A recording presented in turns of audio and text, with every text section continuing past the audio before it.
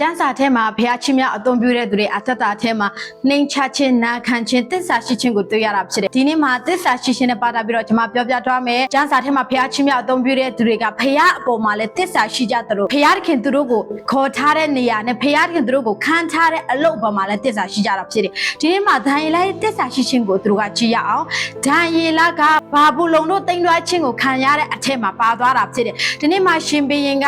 နန်းတော်မှာမှုတော်ထမ်းဖို့အတွက်တိမ်သွဲခြင်းခံရတဲ့ဣဒေလလူပြိုတွေရဲ့အထက်ကနေနန်းတော်ရဲ့မှုတော်ထမ်းဖို့တော့ရွေးကောက်တဲ့အထက်မှာဒံယေလလည်းပါတာဖြစ်တယ်အဲ့ဒီမှာရှင်ဘုရင်ကနန်းတော်မှာအမှုထမ်းဖို့အတွက်သူတို့ပွဲတော်မှာကျွန်းတဲ့အစားအစာနဲ့စပည့်ရည်ကို3နှစ်သူတို့ကျွေးပြီးမှစားတော့ပြီးမှအမှုတော်ထမ်းရမယ်လို့စီရင်တာဖြစ်တယ်အဲ့ဒီအချိန်မှာဒံယေလကပွဲတော်မှာကျွန်းတဲ့အစာနဲ့စပည့်ကိုမစားဖို့အတွက်သူဆုံးဖြတ်ချက်ချလိုက်တာဖြစ်တယ်အဲ့ဒီရဲ့ခင်မှာရှင်ဘုရင်တွေကသူတို့မစားခင်အရင်ပူဇော်လေးရှိကြတာဖြစ်တယ်အဲ့ဒါကမတန်ရှင်းတဲ့အရာဖြစ်တဲ့အတွက်ဒံယေလကမတန်ရှင်းတဲ့အရာကိုရှောင်ဖို့အတွက်သူဆုံးဖြတ်ချက်ချလိုက်တယ်ပြီးရင်စပည့်ရည်ဆိုတာကယင်မှုစေတတ်တဲ့အရာဖြစ်တယ်ကျမ်းစာထဲမှာယင်မှုစေတတ်တော့စပည့်ရည်ကိုရှောင်ဖို့အတွက်ပြောထားတယ်ဒံယေလကဖခင်ရဲ့စကားအတိုင်းပဲမတန်ရှင်းတဲ့ပွဲတော်မှာကျွန်းတဲ့အစာနဲ့စပည့်ရည်ကိုရှောင်ဖို့အတွက်သူဆုံးဖြတ်ချက်ချတယ်အဲ့ဒီပွဲတော်မှာကျွန်းတဲ့အစာနဲ့စပည့်ကိုညှင်းပယ်ပြီးတော့ဖခင်အပေါ်မှာတစ္ဆာရှိစွာယက်တည်တယ်ဆိုတာကျွန်တော်တို့မြင်တွေ့ရတာဖြစ်တယ်ဆက်လက်ပြီးတော့ဒံယေလအခန်းကြီး6ငယ်30မှာပါတွေ့ရတယ်လဲဆိုရင်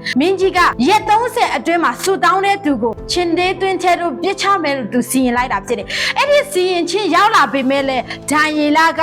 ဖះပေါ်မှာဆက်ပြီးတော့တရက်ကို3ချိန်ဆက်လက်ဆူတောင်းတယ်ဆိုတာမြင်တွေ့ရတယ်အထက်ပြုတ်လေးရှိတဲ့အတိုင်းပြုတ်တယ်လို့ကျမ်းစာထဲမှာပေါ်ပြထားတယ်တဘောကအဲ့ဒီအမိန့်စာမထုတ်ခင်ကတည်းကလည်းဒံယေလကတရက်ကို3ချိန်ဆူတောင်းတယ်ပြီးရင်မင်းကြီးရဲ့အမိန့်စာရောက်လာတဲ့အခါမှာလည်းသူဆက်လက်ပြီးတော့ဆူတောင်းနေသေးတယ်တစ္ဆာရှိရှိနဲ့ဆူတောင်းတယ်ဆိုတာမြင်တွေ့ရတယ်ဒီမှာပေါ့စင်ချင်ရလဲဆိုရင်ဒံယေလကအခြေအနေဘယ်လိုပဲရှိနေပါစေဘယ်လိုပဲဘယင်ရဲ့အမိန့်စာထက်လာပါစေဘယ်လောက်ပဲချင်းတေးတွင်းထဲလို့ပြစ်ချက်ခံမပြောပါစေဖះပေါ်မှာတစ္ဆာရှိတဲ့အရာကိုလုံးဝမဖြတ်ဘူးဆိုတာမြင်တွေ့ရတယ်ဒီနေ့ကျွန်တော်အသက်တာထဲမှာလည်းအချင်းတွေဘယ်လိုပဲရှိနေပါစေဘယ်လောက်ပဲခက်ခဲခြင်းကိုကြုံတွေ့ရပါစေအဲ့ဒီခက်ခဲခြင်းအခြေအနေကတင်တဲ့ဖះရဲ့အချိန်ယူခြင်းတင်တဲ့ဖះရဲ့ရင်းနှီးကျွမ်းဝင်ခြင်းကိုမဖြတ်စည်းပါစေနဲ့ပြီးရင်နောက်တစ်ခုကကျွန်တော်အသက်တာထဲမှာအခြေအနေတိုင်းမှာဖះကိုဆူတောင်းတဲ့သူဖြစ်ဖို့လိုအပ်တယ်ဆိုတော့ကျွန်တော်တို့စင်ချင်ရတဲ့သင်ယူရတာဖြစ်တယ်ဒီမှာနံပါတ်1အချက်အနေနဲ့ဒံယေလကဖះပေါ်မှာတစ္ဆာရှိစွာယက်တည်တယ်ဆိုတာတွေ့ရတယ်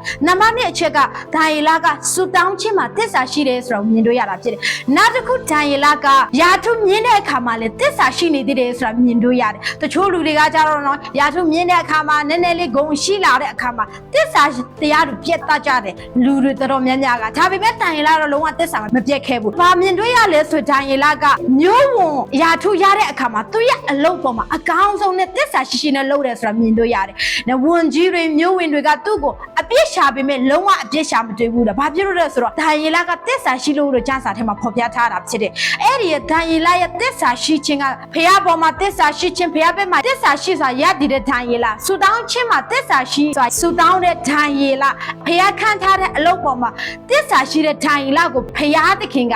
နိုင်ငံရဲ့ဝင်ကြီးအနေနဲ့ချီးမြှောက်တယ်ဆိုတာမြင်တွေ့ရတယ်။ဒါတည်းမကဘဲနဲ့နောက်ဆုံးတော့ကာလရဲ့ဗျာဒိတ်တော်တို့ကိုဖွင့်ပြတဲ့သူတယောက်အနေနဲ့ချီးမြှောက်တယ်ဆိုတာကိုမြင်တွေ့ရတာဖြစ်တယ်။အဲကြောင့်မတနေ့ကျွန်တော်အသက်တာထဲမှာတစ္ဆာရှိခြင်းကအရင်အရေးကြီးတာဖြစ်တယ်။တစ္ဆာရှိခြင်းနဲ့ပတ်သက်ပြီးတော့တောက်တန်ညာခန်းကြီး28အငယ်20မှာကျမ်းပါတဲ့ဘာဖတ်ပြခြင်းနဲ့တစ္ဆာဆောင်တော်သူတွေကောင်းကြီးမင်္ဂလာနဲ့ကြွယ်ဝလိမ့်မည်တဲ့ကျမ်းစာဖော်ထဲမှာပြောထားလဲဆိုတစ္ဆာရှိတဲ့သူကဖခင်ရဲ့ကောင်းကြီးမင်္ဂလာနဲ့ကြွယ်ဝမယ်တဲ့။သင်ကဖခင်အပေါ်မှာတစ္ဆာရှိတဲ့သူဖခင်ခန့်ထားတဲ့နေရာမှာတစ္ဆာရှိတဲ့သူဆိုရင်ဖခင်သခင်အသင်ကိုကြွယ်ဝခြင်းကောင်းကြီးမင်္ဂလာနဲ့ကြွယ်ဝစေမယ်။ငွေကြီးကောင်းကြီးမင်္ဂလာနဲ့ကြွယ်ဝစေမယ်။ချီးမြှောက်ခြင်းကောင်းကြီးမင်္ဂလာနဲ့ကြွယ်ဝစေမယ်။ကျမ်းမာခြင်းကောင်းကြီးမင်္ဂလာနဲ့ကြွယ်ဝစေမယ်ဆိုပြီးတော့ဒီနေ့နှုတ်ကပတ်တော်အဖြစ်တက်ခံပေးခြင်းနဲ့အရောက်ချင်းစီတိုင်းပေါ်ဖျားရှင်ထူကောင်းကြီးပေးပါစေ။အာမင်။